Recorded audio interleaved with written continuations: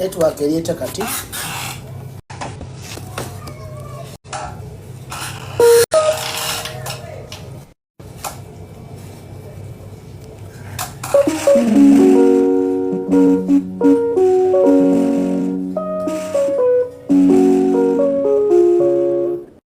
elieta network kati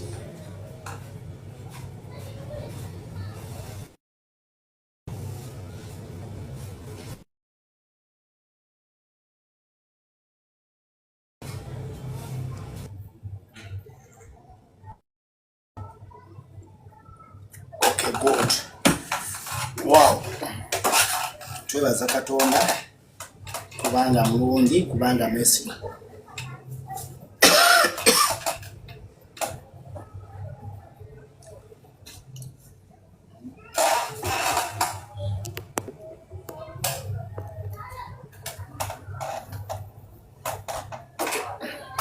twebaza omwoyo wa Katonda olwakaseera kana anafa baliwo ngai bali bagambyeko about editing. It is all about modifying something so that it looks better, so that the thing is modified. That is editing. Editing me, I did ICT. Now you sofuna kuonagambe ekiwandiiko and you edit it kulaba ebitasaanye kubeera mu kintu ekyo n'obijjamu. So your life yaba editor. Amina. So omwoyo wako nakyatugamba olunaku olwaleero oba kyayogere naffe nti uza wayagala okukwata ku ssanduuko eyayaani kyokka my reader full of surprises. Amen. So Rita jagaza ki naye katugenderaawo nini baza omwoyo wa Katonda. Rita, thank you for being around. Nam TV, thank you for being around. Ndabyeko ne Judge, thank you for being around. I know, yes, mine. I got. Okay, that is so amen. Akaisenkerekera kanyi. My God. Kanyangwe malirize. Beautiful sister. Nze ndiyagire. Tega muwana nga musoka kuwana nze then ne muddeeri. Musoka wana nga nze then omaloddeeri naye ate sebo gosokere beera serious. Now, editing wetwakolanga ICT nga you can get a document. No editing, me I was good in editing by the way. I can get in texting. I remember the system that I used. That's ABS dalokwaga mutisa gwanga. Now, me the system that I got, I edited it kwegamba nga bana eri system nga njitia. Kubanga now edit, it's all about one is mind. Chechiri mundoza y'omuntu. Actually ne videos etukola. Some videos we put some edits, no editing, no chikola kwegamba we edit it so that omuntu enachiraba might Twitter end result oba end viewer or your end viewer kino kubanga kiri user friendly, something that is user friendly, chiwa inspiration waliwo omuntu ateka audio ya onansonywa mukoma dencha aweereza nti editing kwega osotika akatuka dakika satu abantu atenda ku TikTok wana abantu bakowa mangu, so oteka aka seconds nga 3 kwega muri wakalaba ne kamunyumira. So that's editing. Now we have seen uza obatulabye uza ngalabe endaga esanduku eno etedwa ku nte. Remember we had explained tugamba ente it's us. People who are unworthy, who are carrying the presence of the Lord. We are unworthy, but we are called pastors. We are unworthy, but we are called apostles. But we took the credentials of apostles. I remember one time there is an apostle that said, Nagamba, if you call yourself apostle, or go Kristo Yesu, kubange chikufula apostle, it is Jesus Christ. So otunyanga yogera ngoga man sina credentials why I'm called an apostle, why I'm called a prophet, kubanga sina mountain jinali nyenzeko. When you look at yourself, they call you prayer warrior. Nengo okwino kulaba prayer warrior toli amang. One of the prayer warriors that we have is Ezekiel. Bible gamba neba kira kuruda lumugo karoka for years. Kutoso akwera kuruda lumunga yebaka ogenda kusanyalala. Actually ba scholars bagamba nti olumba amulaba ng'omulalu. Tova ekitabo kye confusing. So kulaba gakwita great worshippers. Ne waliwo wenulaba you know how to worship, but you come into contact with the video noga my God sisinzangako. Sisabangako, sibulirangako. Oyinza opera mudabira ngolaba you're so beautiful ngola agwe mulungi asinga. Then osika no mwana ko noga man sibangako mulungi. There are people nga bambala ove wakangolaba you're confident oyambadde. Newo basisinkana wekweka. Noga mama nyabo sambalangako osegira waliwo omuntu gwola kwandoza mutemo bitegeera. There are times owuliranga man you're beautiful owulira you're handsome, but you meet a guy nogamba oh my God noga neighbors me balo bangamba ndeta abalungi nange sereta ebangamba ndeta bawulira ekigambo nange sereta ebangamba ndeta abasaba nange sereta.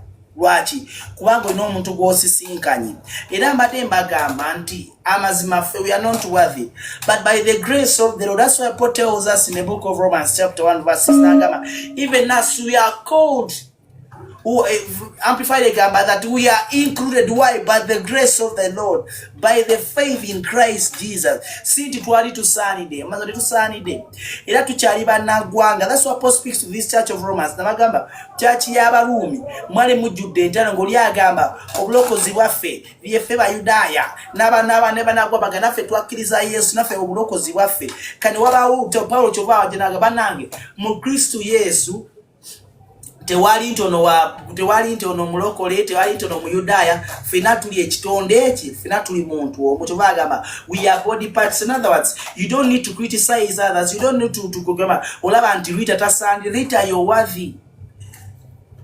Osegera tweta kwegamba pause fighting some spirit kwanga ogwo mwoyo waliwo omwoyo nga bikasa guliwo kulaga nsobi z'abanno. So Paul wajja mu kanisa y'Abarumi atandika okujjawo ekintu ekyo. Amen. Are we together? Tulio. Kati Bible egambye ente zino.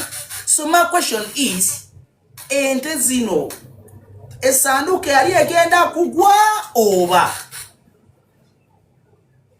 Izo chebuza nganze oba yalaba esese tuka uza na dukaji kwate kiri kitya.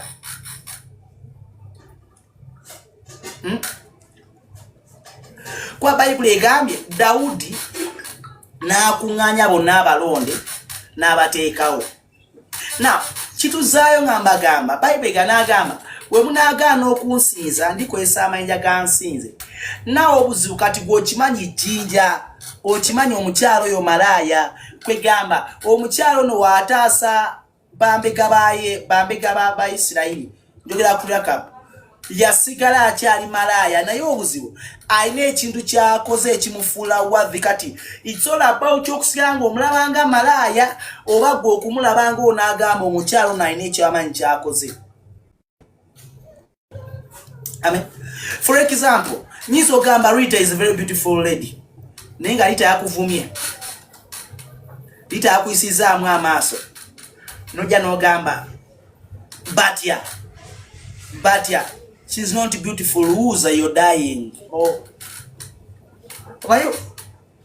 Tata ayinza okujja ku church n'agamba bane gundi akyuse. Era amazima gundi we naye nga kuffe tugamba gundi tannakyuka. Gundi oyo tannakyuka, gundi oyo talina mpisa. Tuuza oli kufa. Kubanga waliwo ensonga ki Dawudi akwata ebintu ne batika ku magaali. Waliwo ensonga ki Musumba agamba omukyalo nti akyuse. Waliwo ensonga ki bamulonza okubanga yakulembera ekintu ekyo. Amazima tabigwanidde. Ne bwe tunabagambe edit is wanting to modify something. Every time when you want to modify things of the Lord, we end up misfiring. In other words, bwe twagala otereza ekintu kya Katonda ng'abaana b'abantu tugenda okwekanga tubyonoonye. Look what Gogama Echaleta evil was. He wanted to modify herself. She wanted to modify Adam. She wanted to modify herself. Bible tells me omusune gumugamba we munalya kuguno omugundi mugenda beranga Katonda. In other words, there is a certain level that Eve and Adam are. Now Satan is coming to bring that knowledge or modify themselves to be like God, because to come there, editing is wanting to modify something. What kills man? Because man wanted to modify him herself. Dola abana banji obuzibu babo bwe balina bagala okulabika obulungi naye kanga akweseza ebizigo bingi nataskini ye. Abana banji olokana kamemu kenda nabanga, do you want to chill with big boys? Big boys babera kumpeke kubanga bye baliko enaku zonna gabagoberera. Because you want to edit your life. Child of God, Vicky, please listen to me. You cannot edit your life. The moment you want to edit your life, remember the Bible tells us that he came in the volume of the books that were written upon him or on him. We are speaking of Christ Jesus. Our journeys are calibrated. Engendo zaffe oba olugendo lwaffe lwateekebwa dda. Mukama akimanyi Vicky oteekeddwa kubeera wano, Mukama akimanyi Rita oteekeddwa kubeera awo, Mukama amanyi kwegamba, amanyi tuteekeddwa okubeera wano woopu. So when you find yourself when you're not here, you're dying. So the question comes in, lwaki Eve anoonyeza Adamu ebyokulya?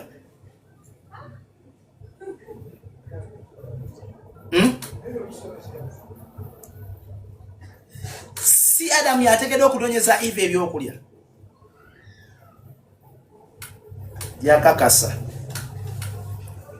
Jakakasa ng'ejjinja lye lisinza. Ejjinja erinasinza ojja kwagala odi collecting ofe. Otonantegeera.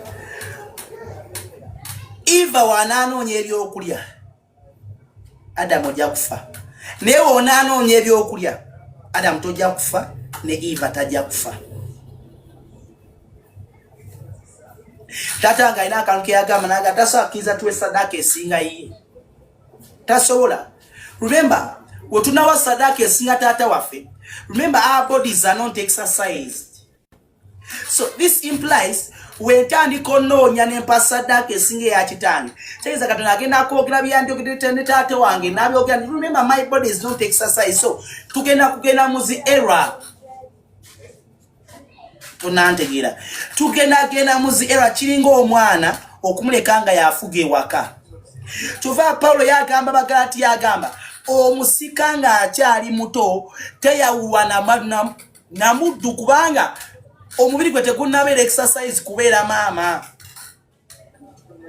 I remember one of my sister muto yagera n'afuna olubuto n'alimba emyaka kyokka nga tasitobanga wano wakyali wafunda ne baleeta olupiro mukubamu omugaziya bali bagenda kumutta.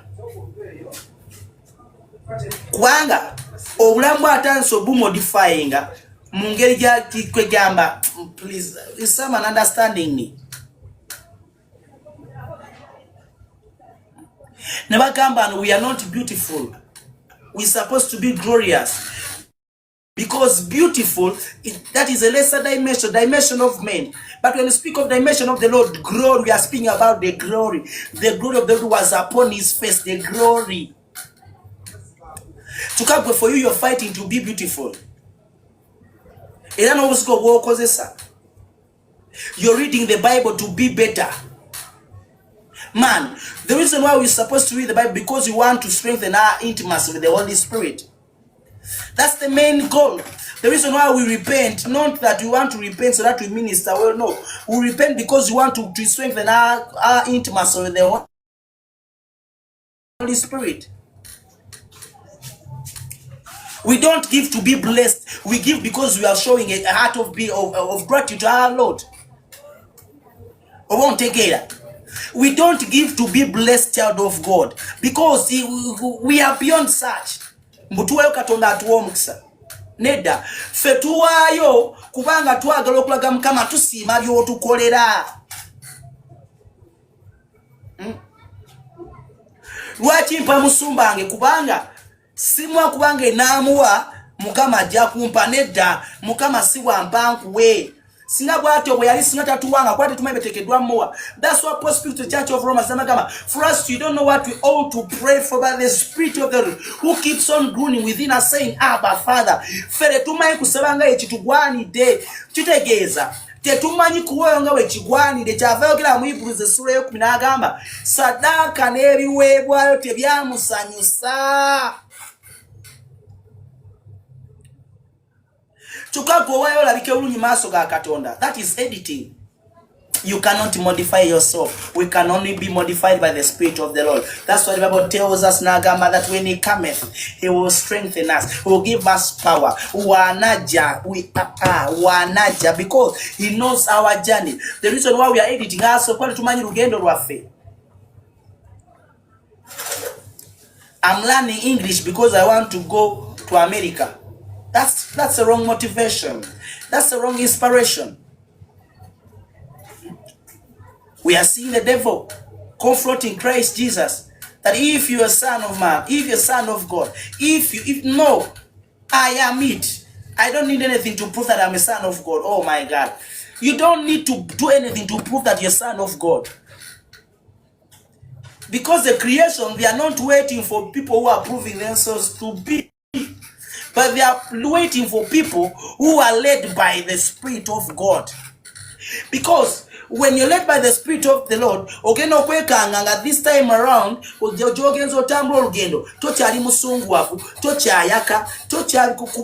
being led. The more He leads us, the more He perfects us.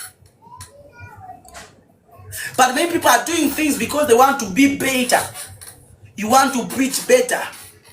You want to be better. We can only be better when we are in Christ God. Amen. Uza Katonda bamwadde nga yasinza. Mbadde ngamba uza tusabe Mukama atwekisa tobenga Mukama walaba. Amazima tabigwaniddewo opwoyo.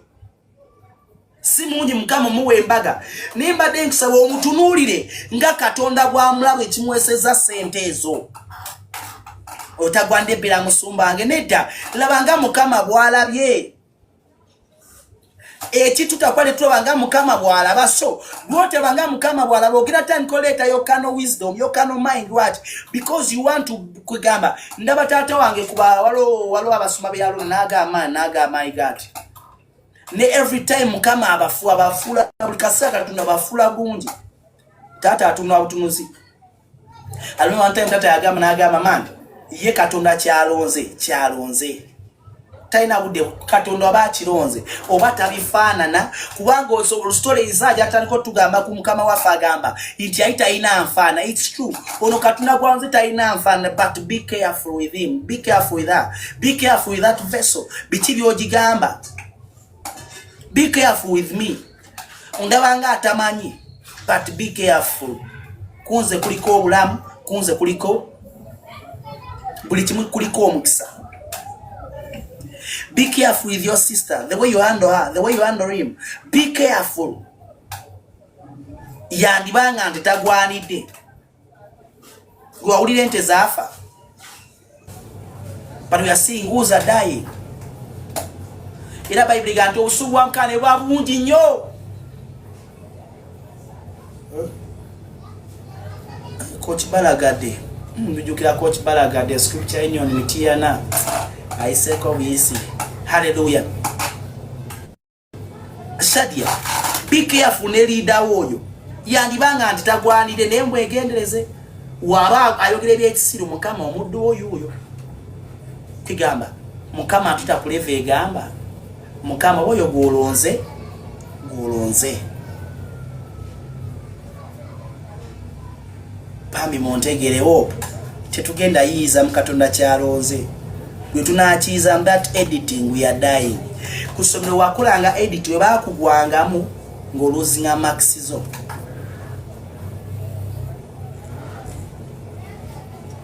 Vicky, toleta magezi mu kintu kya Katonda toyiya. Paul Bible gamba n'agamba ekyo tekigenda kubaawo njogera ku Peter. Mukama wayagala munaza bigere. Peter n'agamba tekisoboka. Namugamba no batwagala nkunaze bigere jiwunye. Peter, be careful. Wabaganda kunaze bigere mleka kunaze. Peter ja kunegana tekisoboka. Peter najjao n'ekitala n'atema okutu n'amugamba sitaani ennyuma wange. Lwaki? Kubanga olowooza byansi. N'ekino kyakola because aga modifying aga taasa mukama we bimeka by'okoze ng'olowooza otaasa yet you're killing. So I pray for us today. Let's not edit our lives. Let's not edit our lives. Let's not edit our lives. Let everything be of the Lord. Let us surrender ourselves unto the Lord. He knows. He knows. The Bible says, even the Bible says that He knows my name. He knows my everything. He knows. Don't kuyiya. Katinga tulaba ekise kanisa kubanga kanisa eri kuyiya. Tuzinama na amazina abavuka bajje. Tukole kina abavuka bajje. They are editing. But they are ruining everything. Kukatuti temensingo. Things of the world. And the Bible tells us, be careful. Those things are abominable. They're not supposed to be in the presence of the Lord. Temensingo, you know, is an inspiration of the world. It's not an inspiration of the Lord. An inspiration of the world. Now it's when you milizamu. No. Nekubanga twagala kwate kanisa tujifule better place for everyone. It's not in our mandate to make it better for everyone. The Bible tells us that the Spirit is the Lord and the presence of the Holy Spirit, there is liberty. So there is no liberty that you can bring in the church that is better than of Christ, that is better than of the Spirit of the Lord. That's why the Bible tells me that we are not given the spirit of this world, but the Spirit of the Lord. Who knows, who can give expression to things of the Spirit? The dress code, look at the way you're dressing. An inspiration of a gospel artist, of a secular artist. You all have a band of finger because the concert, but he's putting on like the way coming on breast. Waluno Munyarwanda ono bamita Mbonyi. Mbonyi ayambalanga. The guy is easy. Netu ni embizo yagalo kula kubanga. You saw someone of the world.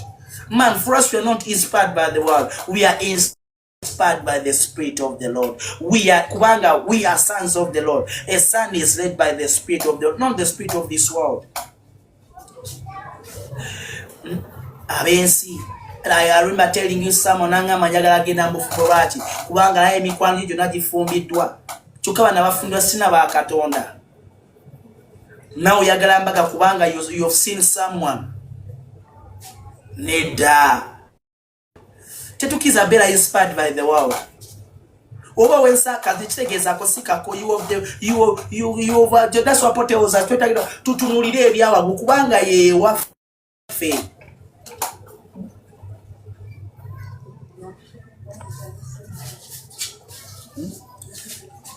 Bibia Ferema, how are you? Guli wa Katonda. Or don't edit your life. Don't edit your life. Please don't edit your life. Kati when to senator go musajja, when to senator go muchala, when to senator ga sente. No. Your journey is calibrated. Every time when you edit it, you're hindering yourself. Kwegamba. You're hindering yourself. Amen. So I love you so much. Don't allow to edit your life. The reason why we edit our lives is because we want to be better. No, already we are better. Already we are not under any condemnation. Ono musajja atumye Yesu atumanyi. Yesu atumanyi nnyo. Bana Yesu akumanyi nnyo. Oh, is this Mama? Mama, I've been missing you, by the way. Danga Mama aliwa. Amen. Be careful. Engesanduke ngeri kunte. Be careful no yayimba nga Katonda amulonze goza flatinga. Era banje abafidwa mu kubeera kwa Katonda kubanga Musumba yalonza. Remember one time twali mu waliwo tetuyita baba gita twagana gituma nugget spiritual nuggets.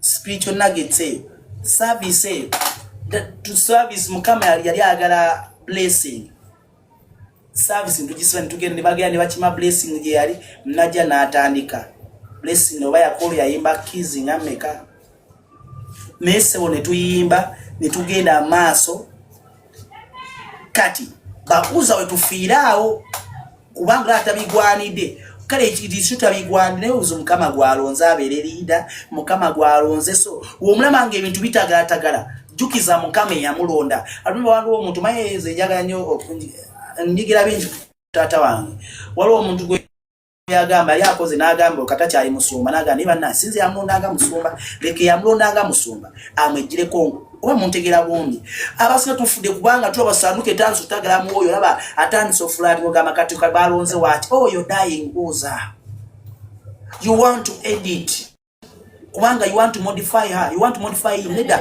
oyimbye bubi osabye bubi neda muleke mukwase mukama ngo mukwasa mukama agenda kuwa utterance batyo ogenda okwogera n'omuntu oyo kubanga omuntu oyo wa mukama yamulonze mukama atimanyi tamanyi luzungu naye mukama gwalonze agenda abakiikire mu bazungu so tugane mukama tali fair, he is just. Are we together?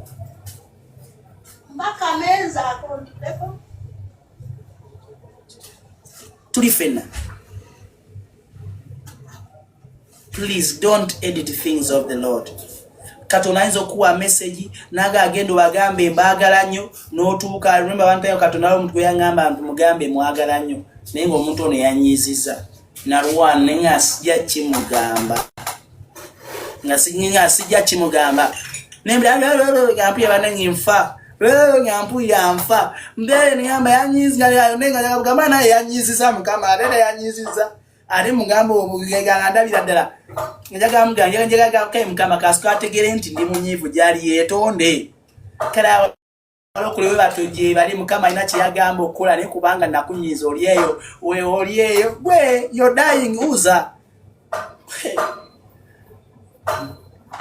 era nakakana bane nakakana ntia naduka ebyasa nesta kwa mukama kiyangambye nera namaliriza ngambye omuntu oyo ne mugamba ne mukama akwagala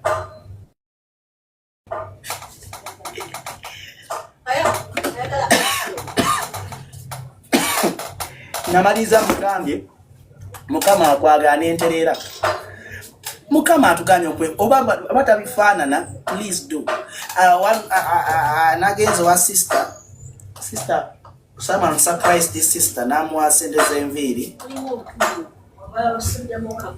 namulabye omwana yasanyuse naye sister adankubye ekimoni sister nambuzibaga sente mikosala enviiri okusiba enviiri nangamba jagala 5 nga nyine 3 ezo zenyini nga nesisita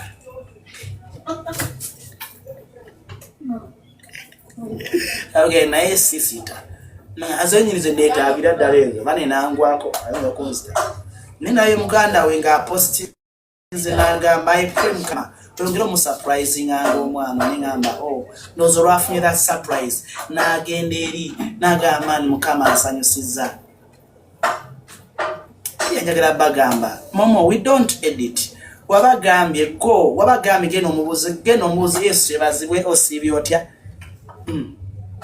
ne kati Yesu yebazibwe osiyo ne wanyiziza luli eri wanvumi tubana bagamba lwa bali consigning ne bavanga ati batinga bafusi balabi na nnyo ngagaba nange mukama agegenda wetonde go mgambe I'm sorry my sister ne I'm sorry na ikati obuzibu go yabitandise.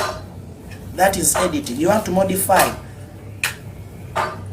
So njagala kumaliriza ngakugambye don't edit things of the Lord. Birekere mukama ya manchaba Bible gamba nti ekikompe ekiri mu mikono gya mukama we kinavamu ne kigwa kubanga kikyali mu mikono gye ajja kibomba. It is not in your mandate ogenda obibumba obitereza ezente mukama zataddewo nga zikuba Bible Yesu agambye we munagaana okunsinza mnakozesa amayinja we bajjinya liri okusinza tuigatte n'ejjinya tusinze Katonda we libe ejjinya liri okutendereza tuigatte ku jjinja Rekabu oyo ya malaya ne obuzu atasiza bagundi sinane basingane be atasa baga ngoli malaya fe tubigwanga donde wacho tuigatte bali bagenda kufa. So tukirize Rekabu atukweke kubanga Rekabu mukama gwasoboseza tukweke ejjinja tulikirize litukweke twetase tuwona okufa oba mufuna bulungi kirizo Katonda gwalonze egwe yabadde muvumi ne katisa zino Katonda gwakoze atya gwalonze okukulembera byawe ebyokuvuma Bible gamba is a new creature. So tumulekere mukama amukolemu omulimu nze tasaa kubako kyangamba yo nasanza ayenda mama mukama gwalonze okubuulira enjiri gwalonze okukulembera. So tetugenda kwetiga bintu bya Katonda. Shalom mukama abagala nnyo abanjagalire ya nebaza namutemi. Thank you for tuning in. Presenter Judge, thank you. Judge Job, thank you. Presenter Momo, thank you. Ndabyeko Rita, my warrior, thank you. Mary, thank you. I love you so much. May God bless you.